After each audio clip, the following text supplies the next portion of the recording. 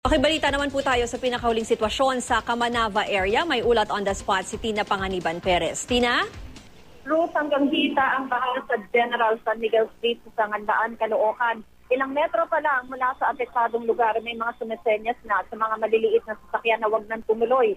Ang mga nangangahas tumawid ay mga bus at truck lang. May mga padyak ding tumatawid, meron din mga sumasakay sa mga makeshift na bangka. Marami ang naglalakad kahit na baha. Ang mga bata naman ay ginawang swimming pool na yung binahang kalye. Sa may Valenzuela naman, ilang kilometro na ang haba ng mga stranded na motoristang hindi makatawid sa Tuliaan Bridge papasok ng Valenzuela. Baha kasi sa paanan ng tulay. Sa lalim, iilang bus lang ang nangangahas tumawid. May mga rescue boat, ang Barangay Potrero, sa Malabon na tumutulong sa mga stranded. Meron namang gumawa ng mga balsa at naniningil ng 50 pesos kada ulo para itawid sa baha yung mga tao.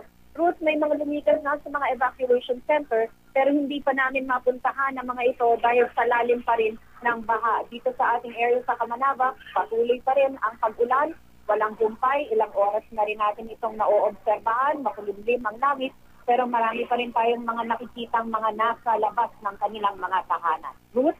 Tina, yung area na kinatatayuan mo, yan yung papasok mismo ng main road ba yan sa Valenzuela? So may mga isolated areas pa rin dyan hanggang ngayon?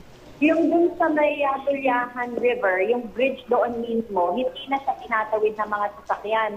So yung mga sasakyan na papasok sana ng Valenzuela, tatawid doon sa tulay, mga 2 kilometers na yung haba ng pila.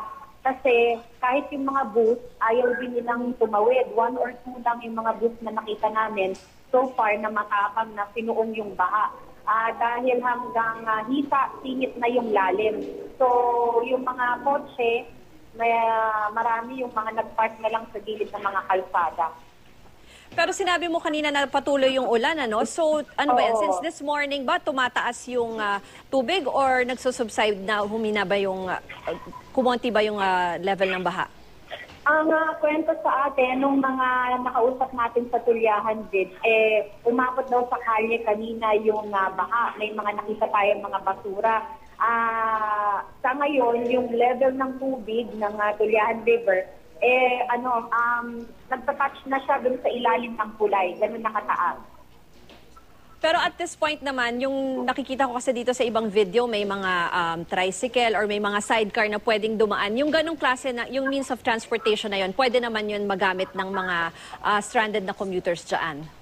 Oo, I think what you're looking at now is yung video namin sa Sangandaan, Caloocan. Yan medyo mas mababa ng konti at saka mas maliit yung area na apektado ng baha. Doon sa may Tuliahan, ang mga tumatawid na lang kasi, mga balsa, yung mga gumawa ng balsa at saka yung mga LGU rescue boat. Yun na lang ang tumatawid. O kaya yung mga tao, nagsasagana lang silang maglakad.